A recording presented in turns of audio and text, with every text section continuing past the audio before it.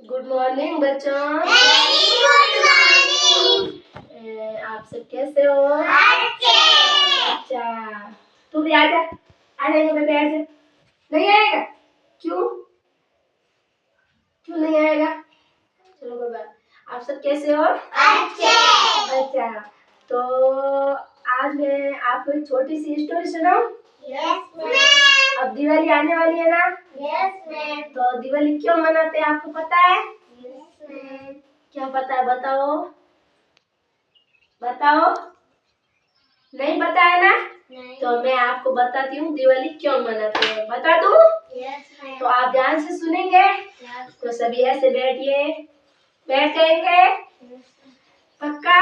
Yes ma'am. तो क्या हुआ, आज से हजारों वर्ष पहले, जब है ना त्रेता युग चल रहा था, आज का समय नहीं, कई सालों पहले, जब है ना अयोध्या के अंदर भगवान श्री राम ने राजा दशरथ के घर जन्म लिया था। क्या लिया था?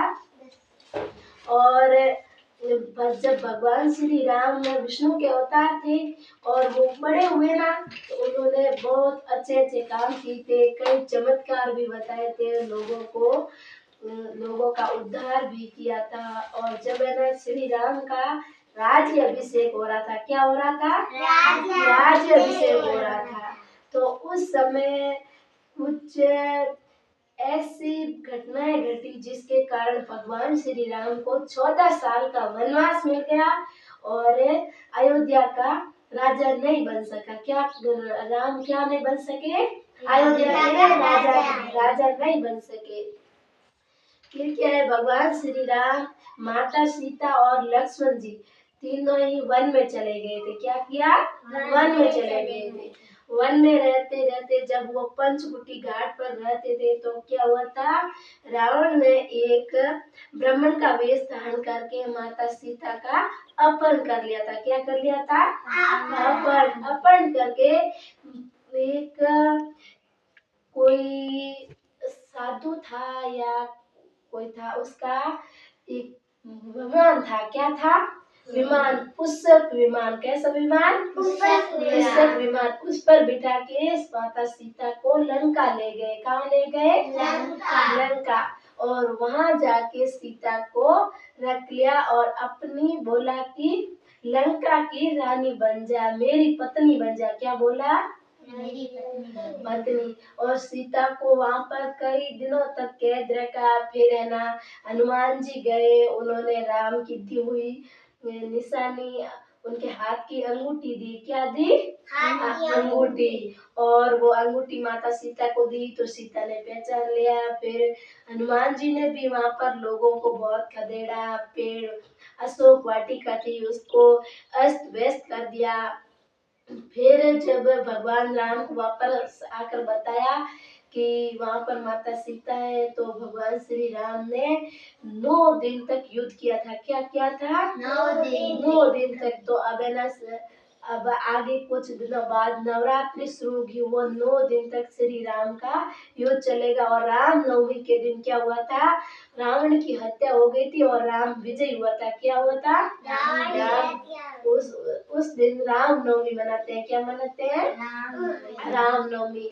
और उसके बाद क्या हुआ था, वो वहां से लंका से माता सीता को लेकर वापस पंचकुटी घाट पर आए थे और वहां से आगे भेजा हनुमान जी को। क्या किया?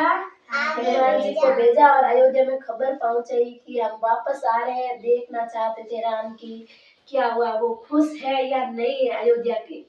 तो राम जी ने वहां आकर बताया हनुमान जी ने कि राम 14 साल बाद माता सीता वापस अयोध्या लौट रहे हैं। माता सीता लंका में थी, उनको भी लेकर आए हैं। राम को, लक्ष्मण को शक्ति बाण लगा था, उनको भी बचा लिया है और अब वापस से अयोध्या आ रहे हैं। क्या बोला?